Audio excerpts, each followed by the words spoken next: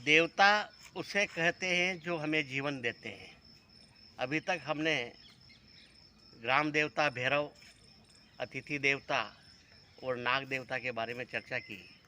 आज हम हमारे जीवन के सबसे महत्वपूर्ण देवता जो गोबर देवता के नाम से जाने जाते हैं, उनके बारे में चर्चा करेंगे। दीपावली के दिन हम लक्ष्मी पूजन करते हैं और लक्ष्मी पूजन के बाद में दूसरे दिन जब हम जिसकी पूजा करते हैं वह भी लक्ष्मी है, जिसे गोबर कहा जाता है। गोबर धन की पूजा, यानी गोवर्धन है, वो गोवर्धन नहीं है, गोवर्धन की पूजा की जाती है और गोबर की प्रतिमा बनाई जाती है और महिलाएं उस गोबर की पूजा करती है। और उस गोबर को स्टॉक कहाँ किया जाता है, जैसे हम हमारा पैसा बैंक में जमा कराते हैं, ऐसे गोबर भी धन है और उसे रोड़ी में जमा किया जाता है।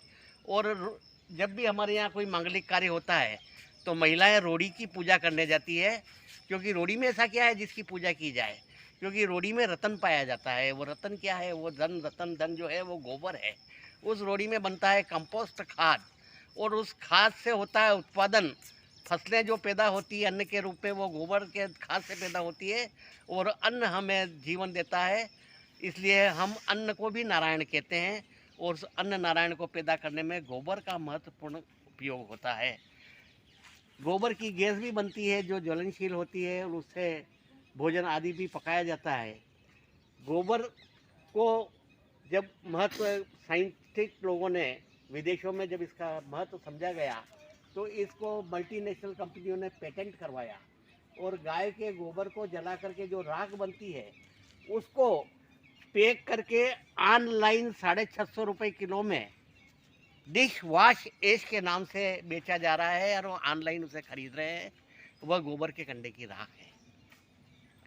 गोबर में एंटीसेप्टिक और एंटीबायोटिक गुण पाए जाते हैं। यदि आपको किसी भी जहरीले जानवर ने काट खाया हो, चाहे वो मधुमक्खी हो, ततैया हो, बिच्छू हो, तुरंत उसमें गाय के गोबर का अगर लेप कर दिया जाए तो तुरंत जलन भी शांत हो जाती है और जहर का असर भी समाप्त हो जाता है।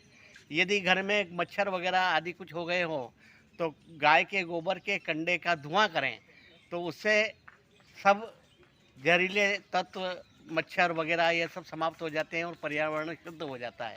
और उसी कंडे की राख को यदि हम उसका उपयोग करें तो जैसे हमारे वायुमंडल के अंदर 21% अधिकतम ऑक्सीजन की मात्रा है, गांव में वो 18-19% है, शहरों में उसका रेशियो 11 और 12% ही रह जाता है।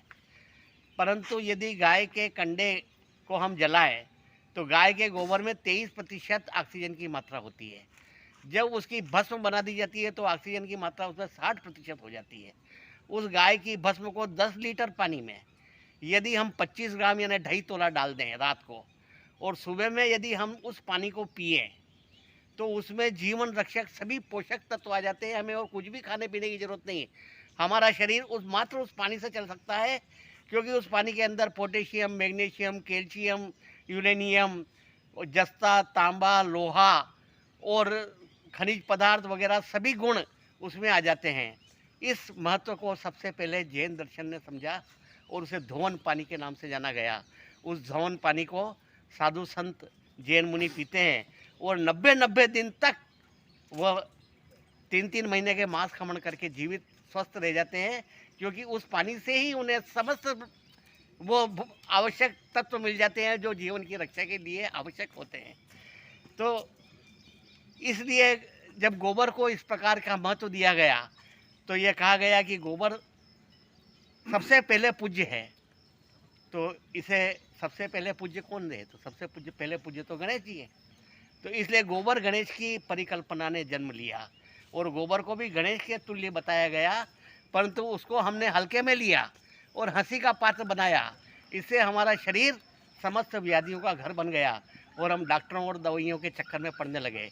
इसलिए आज समय की ज़रूरत है कि हम गोबर के महत्व को समझें, उसे अपने जीवन का अंग बनाएं, उससे जीवन पाएं और अपने जीवन को सफल बनाएं, क्योंकि गोबर वो सबसे बड़ा देवता है जो हमें जीवन देता है।